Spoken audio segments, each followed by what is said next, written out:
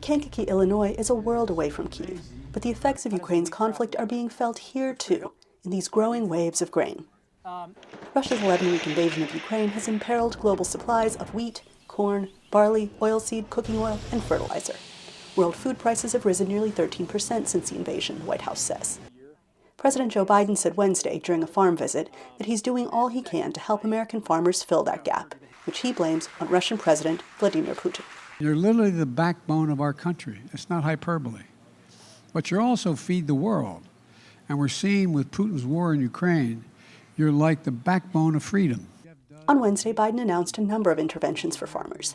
Those include more support so farmers can plant 2 sets of crops in a year, technology that allows for less fertilizer use, and doubling funding for domestic fertilizer production to $500 million.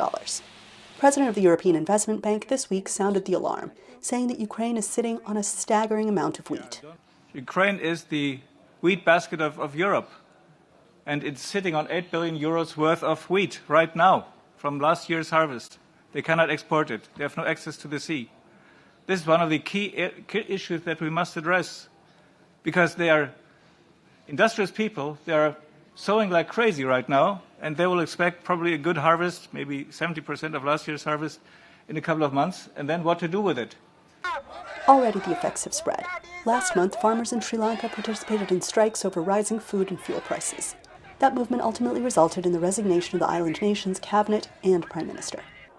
And the crisis is likely to hit hardest in parts of the world where resources are already stretched thin, analysts say. This is a real reversal for the global economy, and those are the countries that are impacted the most, countries that are very reliant on food and energy imports already going to get hit very hard, and politically it's going to be extremely difficult for those countries. History shows that the humble grain holds immense power.